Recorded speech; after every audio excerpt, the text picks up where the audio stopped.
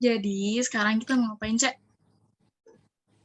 Jadi sekarang kita bakal mengulas atau mereview suatu buku fiksi dan non-fiksi. Jadi ayo kita langsung mulai aja.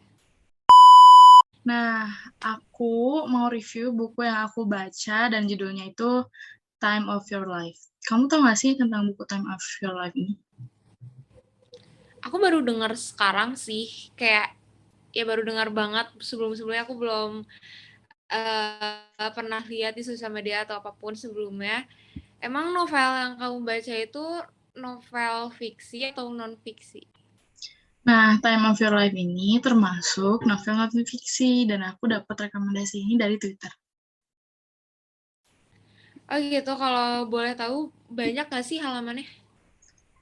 Novel Time of Your Life itu ada 401 halaman.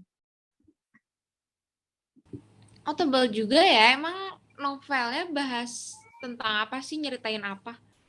Jadi novel ini tuh ditulis sama profesor dari Seoul National University namanya tuh Rando Kim. Terus buku ini tuh diterbitin pas tahun 2010 di Korea. Nah, buku ini tuh katanya ngasih nasihat buat para remaja yang dibuat frustasi oleh tuntutan keluarga, masyarakat, dan pergaulan. Terutama kaum muda yang akan memasuki usia 20 atau yang akan memasuki perguruan tinggi. Nah, nasihat-nasihat yang ia berikan adalah berdasarkan pengalaman-pengalaman yang telah ia alami selama hidupnya. Dan yang bikin aku suka dari novel itu Profesor Rondo Kim ini menawarkan sebuah konsep yang sangat menarik, bagaimana cara kita menghargai kehidupan. Nah menurut kamu buku ini bagus gak sih?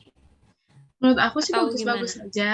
Buku ini tuh bagus banget, terus bermanfaat, dan bermanfaatnya tuh nggak cuma buat remaja, tapi juga buat para orang tua yang suatu saat nanti akan memiliki anak remaja. Karena buku ini menjelaskan bagaimana menjadi seorang remaja dan bagaimana orang tua menyikapi gejolak remaja tersebut.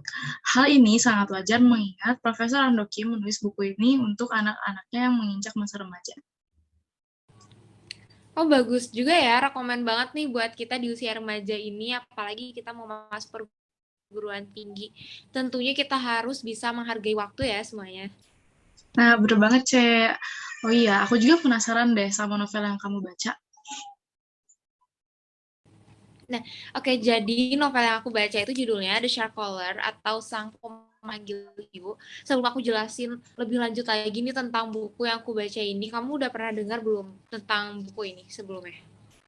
Baru dengar juga sih ya buku The Shark Color itu. Itu buku fiksi ya? Iya bener banget, ini buku fiksi. Jadi buku ini ditulis oleh Zilah Bethel dan diterbitkan oleh Buana Sastra pada tahun 2022 dengan jumlah halaman 320. Wah, oke oke. Coba jelasin dong, The Shark Color ceritanya gimana, kayak gimana, dan apa yang kamu suka dari buku itu? Jadi buku ini menceritakan tentang orang yang bertemu dan memahami satu sama lain melalui rasa kesedihan, kehilangan oleh orang yang dicintai atau disayangi. Pemeran utama dari buku ini yaitu Bluewing, seorang gadis yang sudah kehilangan kedua orang tuanya selama 2 tahun dan lalu dia tinggal bersama Waspapi atau pengasuh tapi bukan orang tua dari anak tersebut, dan Waspapi ini bernama Siringan. Oke, jadi ceritanya gini. Suatu hari ada profesor yang datang ke pulau tempat tinggalnya Bluewing untuk mempelajari lebih lanjut tentang kerang. Profesor tersebut bernama Pak Atlas dan anaknya bernama Maple. Pak Atlas dan Maple tinggal di gubuk tua keluarga Bluewing yang kosong sejak kematian orang tuanya. Lalu suatu hari tibalah di mana si Ringen menemani Pak Atlas untuk mempelajari lebih lanjut tentang kerang. Sementara anaknya yaitu Maple diajak berkeliling pulau oleh Bluewing untuk melihat hal-hal menarik yang ada di pulaunya tersebut. Awalnya Maple sangat tidak suka dengan Bluewing dan pulau tersebut karena menurutnya sangat tidak elegan dan membosankan. Namun waktu demi waktu mereka saling mengenal lebih jauh dan akhirnya mereka mengerti tentang perbedaan bahasa dan budaya mereka dan menemukan rasa sakit juga kesedihan yang sama, lalu mereka saling membantu untuk mengerti dan lepas dari perasaan tersebut. Dari buku ini aku jadi paham bahwa menyelesaikan atau mencari akar dari suatu masalah yang dimiliki oleh orang lain akan lebih mudah dibandingkan menyelesaikan masalah sendiri. Yang aku suka dari buku ini yaitu pertama dari bahasanya, karena ini nggak sepenuhnya menggunakan bahasa Indonesia tapi ada bahasa-bahasa Tok Pisin, orang Papua Nugini.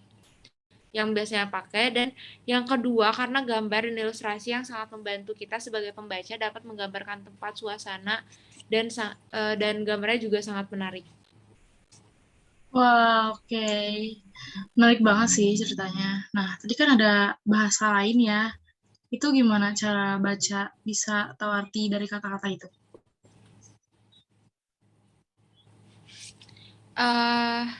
Jadi di sini tuh ada kayak kamusnya gitu. Nih. Nah, kalau tadi yang ilustrasi yang aku maksud itu kayak contohnya si pembuatnya tuh bikin map dari apa sih, dari pulaunya Blue Wing gitu. Jadi kayak menarik banget. Keren banget dong.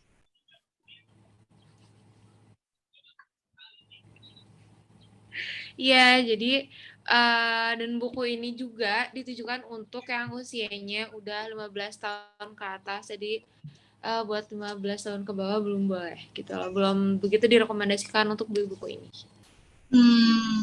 Buku The Shuffler berarti sangat direkomendasikan ya buat para pecinta buku fiksi dan orang-orang yang tertarik tentang laut.